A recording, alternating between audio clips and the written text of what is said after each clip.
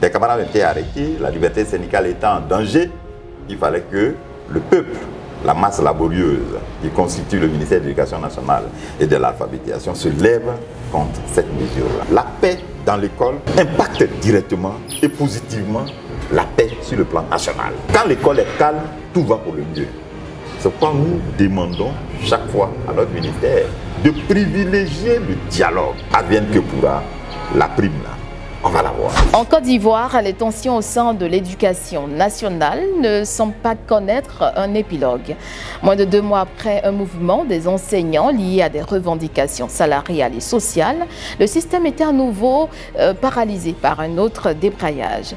Le déclencheur de cette nouvelle crise, l'interpellation le 25 novembre 2024 à Grand-Bassam, 43 km à l'est d'Abidjan, de 3 responsables de la CECI, de la coordination des enseignants du premier et du second degré de Côte d'Ivoire.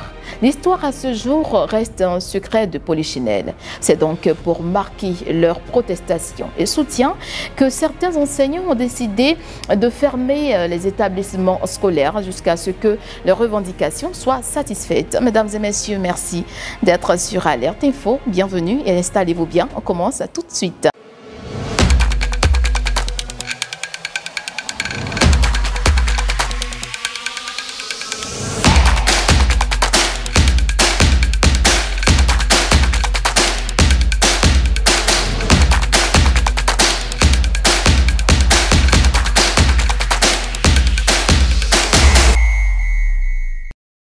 Et nous recevons le coordonnateur général de la CECI, M. Koussou Gervais. Merci d'être là. Merci à vous. Vous allez bien? Par la grâce de Dieu. Vous tenez la lutte? Non, nous tenons toujours parce que nous sommes des combattants à la base. Je n'en doute. Alors vous étiez au cœur des événements récents à Grand-Bassam. Malheureusement, vous aviez été interpellé, relâché après. Mais de manière générale, quelle lecture vous faites de cette situation? Merci encore à vous de nous offrir cette opportunité-là pour échanger avec la nation. Et c'est vous l'interface entre la nation et nous, les responsables syndicaux. Oui, la situation, elle est délétère. Il faut le souligner, mais elle est tributaire en réalité du rôle erroné qu'on vous a donc accordé aux responsables syndicaux et au syndicalisme. C'est-à-dire, on nous traite comme des ennemis du système, comme des trublions. C'est-à-dire ceux qui sont toujours prêts à s'aimer la zizanie. Mais en réalité, ce n'est pas ça le cas. Cependant, depuis que Madame la ministre Anne-Désirée Ouleto, la ministre d'État de la fonction publique et de la réforme administrative, nous a rassuré qu'elle trouverait, avec la collaboration de notre ministre de tutelle, une issue favorable aux problèmes qui se posent aujourd'hui. La fièvre commence à tomber. C'est-à-dire que ce sont les tensions récentes qui ont précipité la réaction du gouvernement, ou on va dire du ministère. Oui, on n'est pas à la place du ministère, encore moins du gouvernement, mais nous disons que là où nous avons échangé avec elle, la fièvre est véritablement tombée. Et nous attendons encore quelques efforts pour que cela puisse définitivement rester derrière nous. En échangeant en aparté, vous et moi, tout à l'heure, parlant des récents mouvements, il y a eu un tout premier sur 3 jours où vous avez débraillé. Il y a eu encore ce qu'on a appelé, nous, un débraillage après interpellation. Vous ne pensez pas que c'en a de trop? Malheureusement, oui, parce que tout arrêt de travail au niveau de l'école impacte négativement le système éducatif. Mais je tiens à vous signaler qu'il n'y a pas trop de débrayage. Il y a eu un débrayage, les 15, 16, 17, une grève qui avait pour objet l'octroi de la prime au personnel d'éducation du ministère de l'Éducation nationale et de l'alphabétisation. Ce qui s'est passé ce lundi et mardi, c'est une réaction à l'arrestation des syndicalistes, c'est-à-dire ma personne et 2 de mes collaborateurs. C'est-à-dire, c'était en réalité un frein à ce que nous appelons la liberté syndicale. Donc il y a eu une réaction du maire. Mais vous reconnaissez que vous n'étiez pas à votre poste. On ne peut pas parler là de débrayage puisque vous n'avez pas donné cours ce jour-là. Nous donnions cours quand nous avons été arrêtés. Et les cours se sont arrêtés parce que nous avons été arrêtés. Donc si on n'était pas arrêtés, les coups allaient se poser normalement, comme d'habitude. C'est cela que nous appelons. Non, nous n'appelons pas ça un débrayage, parce que le débrayage en lui-même, c'est-à-dire la grève, elle obéit à un certain nombre de règles, que nous maîtrisons d'ailleurs en tant que syndicalistes. Donc pour nous, c'est un mouvement d'humeur. Des camarades ont été arrêtés, la liberté syndicale étant en danger, il fallait que le peuple, la masse laborieuse qui constitue le ministère de l'Éducation nationale et de l'alphabétisation se lève contre cette mesure-là. Et c'est ce que malheureusement nous avons constaté. Mais comme je tiens à le rappeler, avec l'intervention de la ministre d'État, la fièvre, je dis bien la fièvre, elle commence à tomber et cela nous fait plaisir. Le jeudi 28 novembre, il y a eu donc la toute première réunion du comité consultatif, de la réunion ordinaire. Est-ce que vous pensez que les choses s'amélioreront dans l'avenir ou dans les jours à venir? Bon, avant cette réunion, nous avions eu un échange avec la ministre d'État, Désiré Ouloto. Alors vous allez me demander pourquoi elle revient chaque fois. Oui, parce qu'elle est la présidente, la responsable du comité, et du suivi de la trêve sociale aussi. Non seulement le comité consultatif de la fonction publique, mais du suivi de la trêve sociale. Donc elle est pratiquement impactée directement par tout ce qui arrive. Pour nous, et nous lui avons dit, pour qu'il y ait accalmie, il faudrait qu'on propose quelque chose de concret aux camarades. C'est quoi exactement? On peut avoir un chronogramme. On peut dire, ou alors accepter le principe même de la prime. Déjà, c'est quelque chose. Si le modus operandi de Madame la ministre d'État, ministre de la fonction publique et de la réforme administrative va dans ce sens, il n'y a pas de raison qu'il n'y ait pas accalmie. Et nous sommes sûrs qu'elle est orientée vers ce point-là. Et c'est ce qui nous fait plaisir. Donc nous croyons à Madame la ministre, parce que nous savons qu'elle est la seule autorité aujourd'hui qui puisse nous donner une réponse adéquate. Cela dit, nos camarades attendent beaucoup des conclusions de cette première réunion. Conclusion que nous n'avons pas pour l'heure en tant que journalistes. Le privilège revient à Madame la ministre d'État de donner le véritable compte rendu de cette réunion. C'est cela. Alors, d'aucuns croiraient à une omerta totale. Non, c'est le principe même de l'administration. Il faut tenir des secrets, il faut échanger. Et lorsque ces dispositions-là vont sortir, chacun appréciera. C'est vrai que c'est le mardi. Le mardi, c'est dans quelques jours. Donc nous attendons avec patience, je souligne avec patience, les conclusions de ce premier entretien. Et nous attendons beaucoup de cela. Vous attendez beaucoup, mais pendant ce temps, pour ce mois-ci, il y a certains enseignants qui attendent encore plus, on va dire encore plus de manière triplée. Pourquoi je le dis? Parce qu'il y a certains avec qui on a échangé, qui ont constaté une ponction encore sur leur salaire, pour dire que les sanctions du gouvernement ne feront que s'étaler de jour en jour. Merci madame. Et là, je vois que vous jouez véritablement votre rôle de journaliste.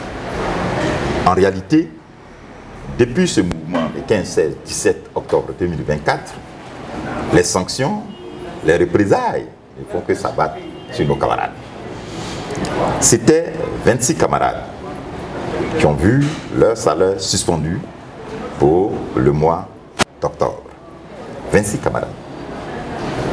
Parmi les 26 camarades qui étaient censés être les signataires du mot d'ordre de grève, nous avons 5 camarades de la DRENA de Ferké, qui sont des militants de base, mais qui ont été sanctionnés. Je parle de 5 camarades de la CECI. Il y a d'autres syndicats qui ont leurs militants sur cette liste-là de suspension de salaire, qui sont des militants de base. Ça veut déjà tout dire. Les ponctions, on ne peut même pas quantifier le nombre d'enseignants avoir subi ces ponctions-là. Mais ce qui nous semble étrange, c'est la reconduction de ces ponctions-là, sachant que le mois de novembre s'est passé dans l'accalmie, il n'y a pas eu de mouvement de grève.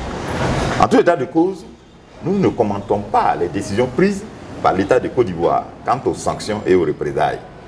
Nous les subissons et nous réagissons par rapport à cela. Qu'en est-il de ces enseignants qui disent avoir la main vraiment libre et ouverte, pendant que vous, syndicalistes, vous êtes sur le terrain Il y a certains qui se sont vus ponctionner sans être même allés sur le terrain pour débrayer ou étant même en classe.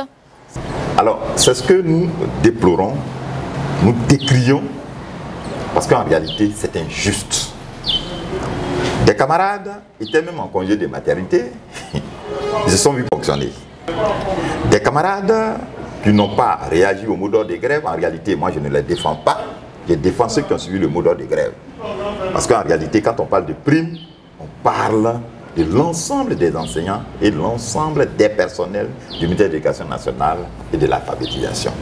Donc on se dit que tout le monde est dans le mouvement. Donc ceux qui n'y étaient pas, sincèrement, je ne peux pas parler en leur nom, parce que moi je défends ceux qui suivent les mots d'ordre de grève produits et pondus par les différents syndicats.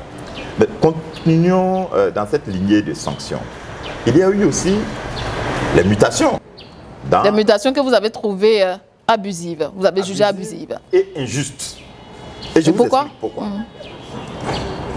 Le camarade du lycée municipal d'Angré, le doyen Kwame Pico, qui décrit une situation de conditions exécrables dans laquelle travaillent les enseignants du lycée moderne d'Angré. Je ne dis pas du lycée moderne de mon village, j'ai dit du lycée moderne d'Angré, au cœur d'Abidjan, notre capitale. Des conditions pas possibles. En représailles, il est muté à Ménéan. 4 de nos camarades du lycée Excellence Alassane Ouattara de Grand Bassam, parce que simplement ils ont demandé une modération du rythme d'évaluation, se sont vus muter à Gueyo, à Yélé, à Odiéné et à Waninou. C'est pour qui vous êtes parti à Grand Bassam justement pour échanger avec Madame le proviseur. Donc vous comprenez? Et le DRH nous annonce une vague de mutation dans cet élan. Ça vous dit en réalité, du côté de notre ministre de tutelle, les tensions ne sont pas prêtes à s'estomper. En tout état de cause, ça il faut le signifier, à l'heure où je vous parle, les 4 camarades de Grand Bassam sont actuellement à la DRH, en train d'échanger avec monsieur le DRH, puisque nous les accompagnons. Nous espérons que le calumet de la paix sera fumé et nous tous, nous serons à l'aise. Les 2 camarades de Boundiali, dont le fédéral de la CECI, dont le domicile a été éventré par les forces de l'ordre, disant qu'on venait lui... Éventré. Éventré, je pèse mes mots. Justement. Par les forces de l'ordre, disant qu'on venait lui tendre une convocation, et son adjoint sont aujourd'hui à la DRH, convoqués par la DRH. Nous avons foi en notre ministère pour dire que il ne s'agira pas de sanctions, mais plus d'échanges avec les camarades. Pourquoi je le dis ainsi? Parce que la paix dans l'école impacte directement et positivement la paix sur le plan national. Quand l'école est calme, tout va pour le mieux. C'est pourquoi nous demandons chaque fois à notre ministère de privilégier le dialogue constructif. Mais M. Kossou, est-ce que vous ne pensez pas qu'il y a un problème même à votre niveau, au niveau des syndicats? Vous avez dit tout à l'heure, on a l'impression que vous êtes carrément divisés. Il y a ces syndicats-là qui optent pour le dialogue. Il y a ceux-là qui optent pour le débraillage, la violence. Est-ce que vous allez vraiment en ordre de bataille pour mener ce que vous appelez une lutte pour obtenir voilà, quelques gains? D'accord. Au ministère de l'Éducation nationale, si je ne me trompe pas, nous avons tout au plus 82 syndicats. Donc on ne va pas parler d'unanimité à ce niveau. Ok. Depuis la signature de la trêve sociale en 2022, mission a été donnée au ministère technique d'organiser des négociations que nous appelons les sectorielles. Et le ministère de l'Éducation nationale et de l'alphabétisation est la championne. Pourquoi? Parce que elle avait déjà hérité de ce qu'on appelle le Conseil consultatif de l'éducation nationale, le CCN, et a entamé ces négociations depuis 2023. Jusqu'en 2024, on n'avait rien encore. C'est ce qui a provoqué le débrayage. C'est pourquoi je parle de dialogue constructif et productif. Parce que nous n'entendions seulement que de ce dialogue-là, un chronogramme et toute la documentation afférente à la prime.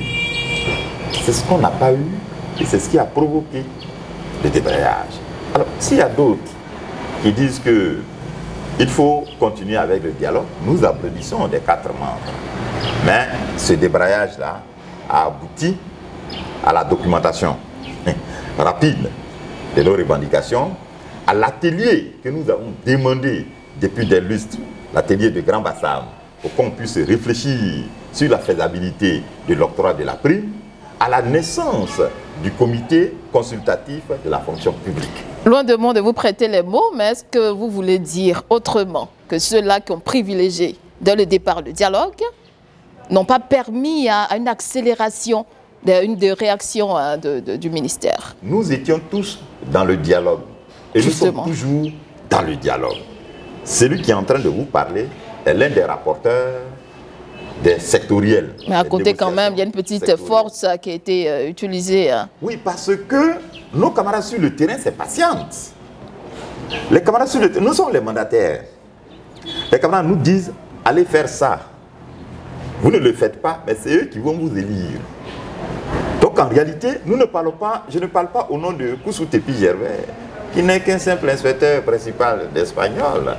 Je parle au nom de la masse laborieuse qui dit que là où vous allez, là, on risque d'avoir problème. Parce que depuis, on ne voit rien. On fait comment? Et nous, on leur demande, quand c'est comme ça, on fait comment? Ils disent, bon, faisons un arrêt de travail de 3 jours. Et c'est 9 fêtières sur les 11 fêtières qui ont proposé l'arrêt du travail. Et bien avant l'exécution, vous avez menacé dans le temps d'entrer en grève, c'est bien cela? Évidemment. Avant justement de mettre en application les grandes vacances, vous avez dit à Madame le ministre qu'on crée les conditions pour l'atelier de Grand Bassam, qu'on crée les conditions de discussions franches. On parle de discussions constructives. Pour nous, qu'est-ce qu'on n'attend pas de discussions constructives? Quand nous échangeons sur un point, quand il est acté, on le note. Aujourd'hui, voilà ce qu'on peut noter. Et on le dépose chez notre ministre de tutelle. Mais ça n'a pas été le cas. Il y a eu un moment de crise. Nous le reconnaissons. Les 3 jours, 15, 16, 17, et les 2 jours qui viennent de se passer avec l'arrestation des syndicalistes. Mais je vous dis et je vous promets que la fièvre est tombée. À notre ministère de tutelle de maintenir ce climat-là.